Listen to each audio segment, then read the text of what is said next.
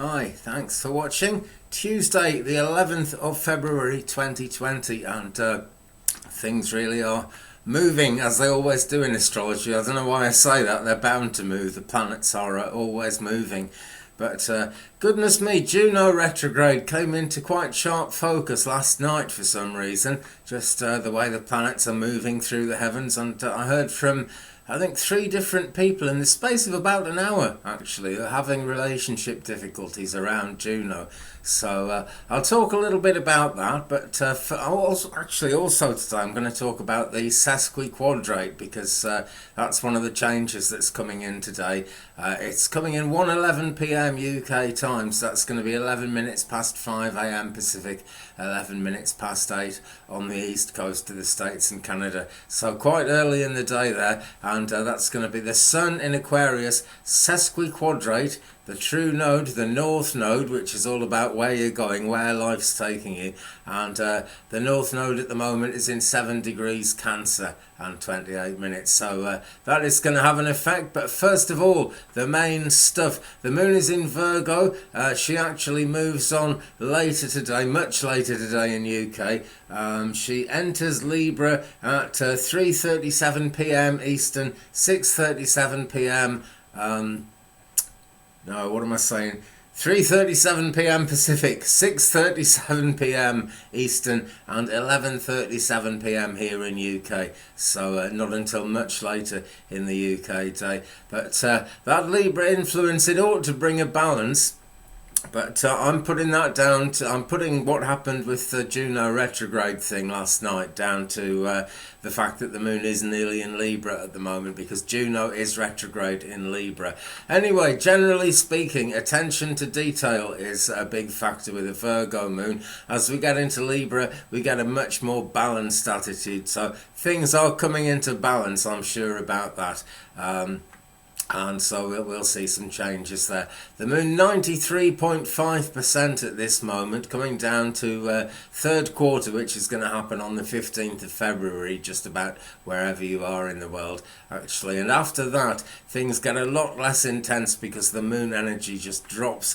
I wouldn't say it drops through the floor, not by a long way, but there's a big difference between just over half full and just under half full.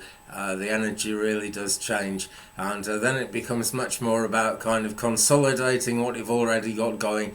The sudden new things coming in go out the window, and it's more about home and hearth and the people around you, and just it's a lot more normal. That's the best way I can explain it, really. Today, right this minute anyway, the moon is trine Pluto, so there are strong urges moving people. It's a real good time to let go of inhibitions if you can. That's not always an easy thing to do.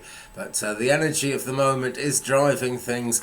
Great time to go with the flow. I nearly always think that, actually, and I very often say it, but this is especially good time to go with the flow and to be open to change as well. Nothing ever really goes the way we plan, does it? So we might as well accept the change that's coming in.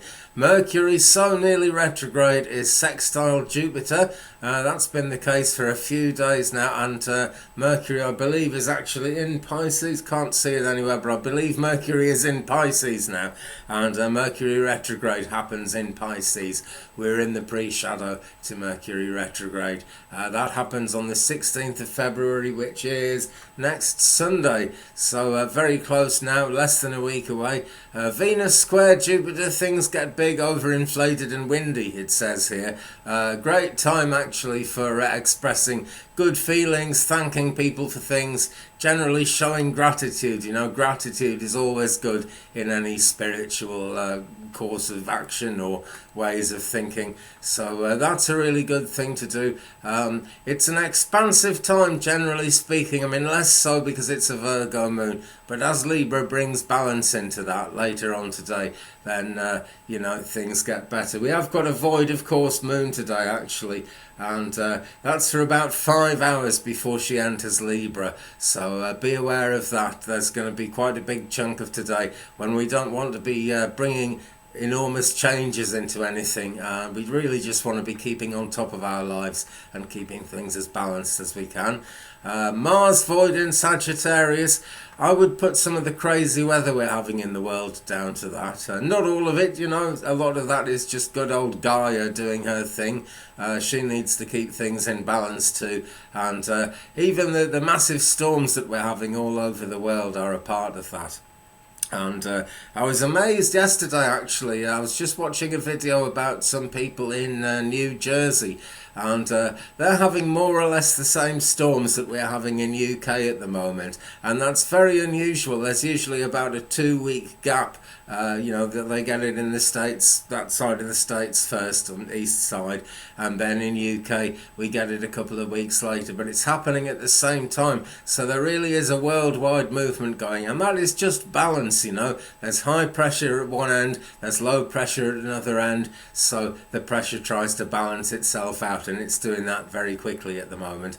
So Mars void in Sag, it's quite a panicky time, and the mad weather certainly plays into that. I jumped out of bed this morning thinking the house was falling down, and it was actually just very big hailstones hitting the roof very hard. I'm surprised I've still got a roof left after that, actually. But it's a time anyway with Mars void in Sag where people tend to put personal survival before any considerations of cooperating with a group. At the same time, though, where groups do get together, it's a great time to let off steam together, actually. Sometimes people just need to battle things out and get through a thing, and that's going on. Jupiter sextile Neptune, that's optimistic. Hopes can be a bit too high. It's always good to have high hopes, but expectations get a little bit overinflated, so it's a keep it real kind of a day. In fact, I'd say that for just about everything that's going on today. Saturn void in Capricorn, keeping things formal there, and that works well with giving gratitude to people for things that you appreciate. That's kind of a traditional thing, if you will. It's a conservative kind of time, not terribly experimental. Uranus void in Taurus, unconventional things going on, could be a bit radical, and that's not going to work too well with Saturn void in Capricorn. Neptune void in Pisces, there are voids going on all over the place here. So things are just unclear there. It's hard to know which way things are going, and that is a big part actually of what's going on with the Juneau Retrograde situation. And Pluto is void in Capricorn, another void.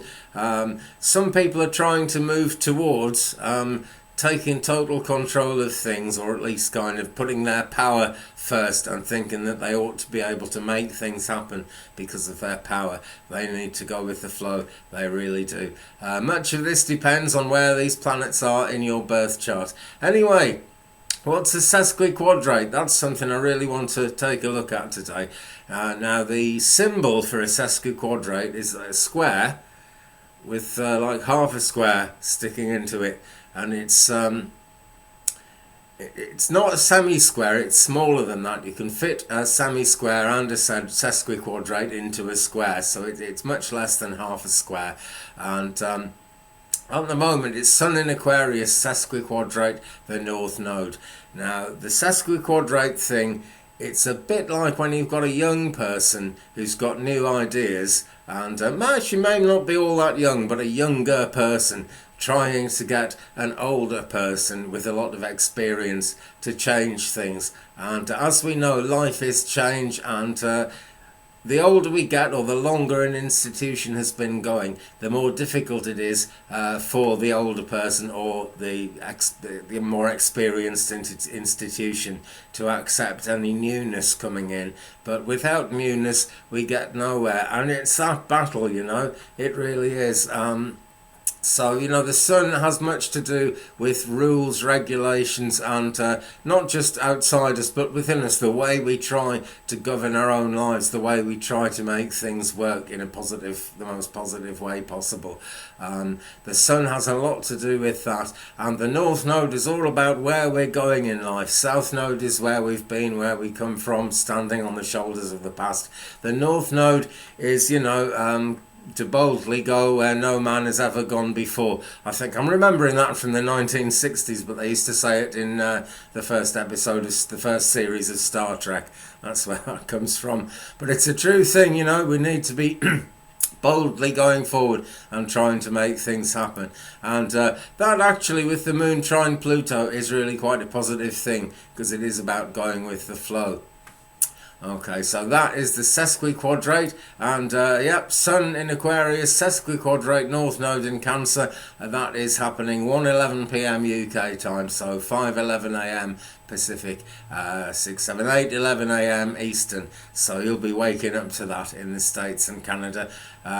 Actually, right at the end of February the 11th, possibly into the 12th in places like New Zealand, where we're that much further away in terms of the time.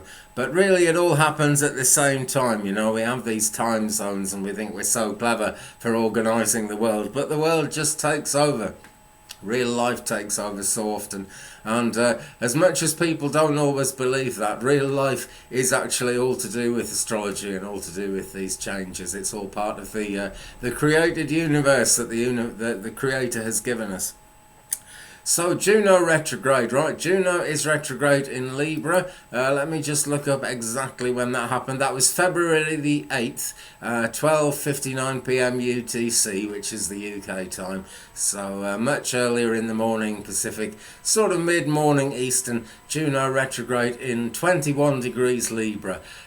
Juneau is she's an asteroid rather than a planet, actually, but she's out there in the asteroid belt, and she is much to do with, they used to say marriage, but I'm going to say, you know, serious relationships of love that mean a lot to us, and particularly because of it being that happening in the sign of Libra, there's a strong will to balance things.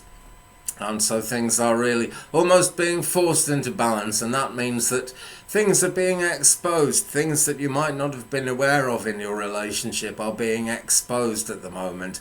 And I know that's giving a lot of people cause for concern, but it really is a cycle, okay? It's going to change. Juno is going to pass from Libra into Scorpio very soon, and as the retrograde goes on, things will progress. Basically, when it gets into Scorpio, it'll be more about seeing things in black and white. It really could be a time of crisis, that actually. So do keep it real as that comes up. Next thing, Juno's going to be in Sagittarius, and balance is going to come in, and things are just going to be, you know, that much more open.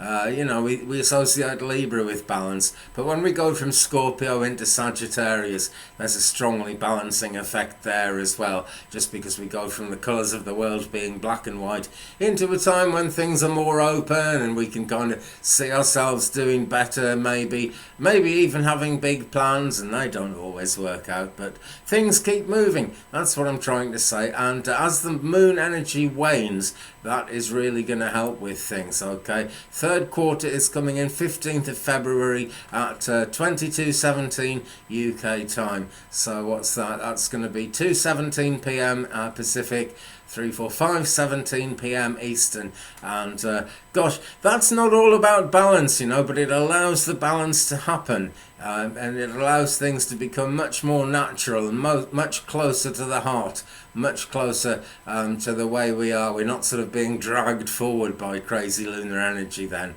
because the moon is on the wane. Okay, folks, a bit of a long one today. I hope that's helped people a little bit. Thanks very much everyone who's been watching and giving me thumbs up and subscribing and leaving me comments. It is really good to know who I'm doing these readings for. I can make them so much more effective that way. And the subscriptions are going up as well. When I hit 1,000 subs, I could go live now actually, but it just doesn't work very well from my old laptop. When I hit 1,000 subs, I can go live from my iPhone and it'll actually work. Or at least I hope it will. That's my affirmation. It will work. It will work. So hold that positive attitude about relationships, about anything that's going on today, guys, okay? Because it's a cycle, and everything that we're finding out now is actually positive. It might feel negative at times, but it's leading forward. It's pushing us ahead, and it's giving us a much firmer basis, really. It's all planks in the platform that we can stand on and feel that much more sure of things. So do not fear. Okay, I'll be back again very soon. Take care of yourselves, and peace.